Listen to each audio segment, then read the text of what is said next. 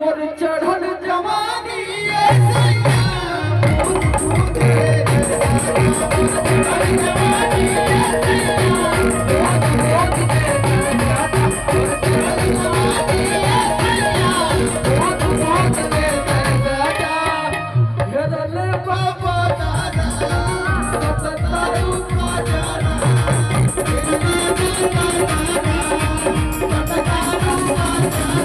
अभी लेटेस्ट में हिट चल रहा है बनारस घुमाना राजा जी।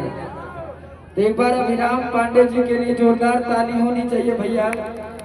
आपका सबसे फेवरेट गाना सपा आईने भी इन्होंने ही बनाया था, उसके म्यूजिक डायरेक्टर।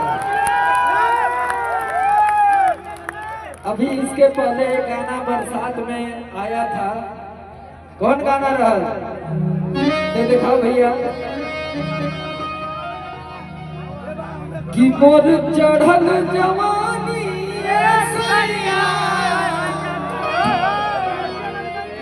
सुन ले हुआ लोग, बूंद बूंद के तरसाना एक बार हो जाए ना कि मोर चढ़ल जवानी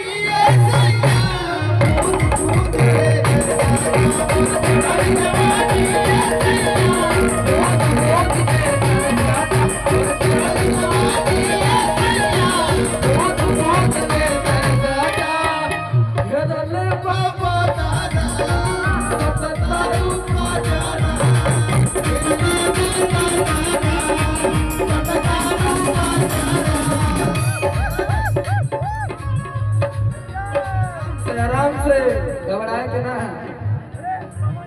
अब बारिश होने वाला है ना। घर में बाबा दादा सकतारू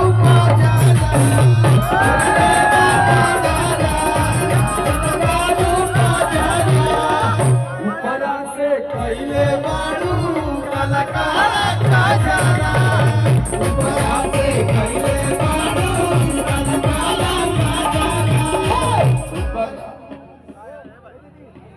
कि चमके बिजुरिया हो समरिया हम झम पानी बरसाता बरसाता बरसाता।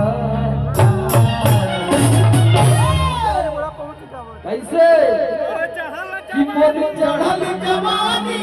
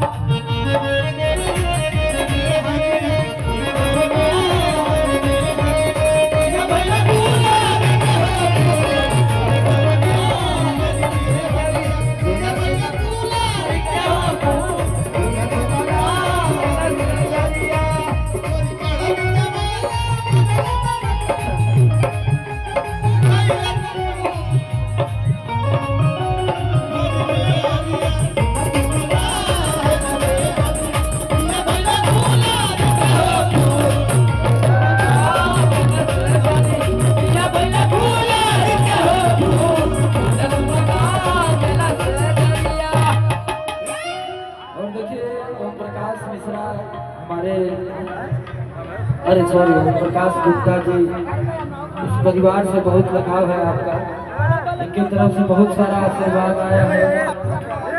ऐसे ही आशीर्वाद बना रहे हैं आपका पिताजी हम सब पे और इस परिवार पे।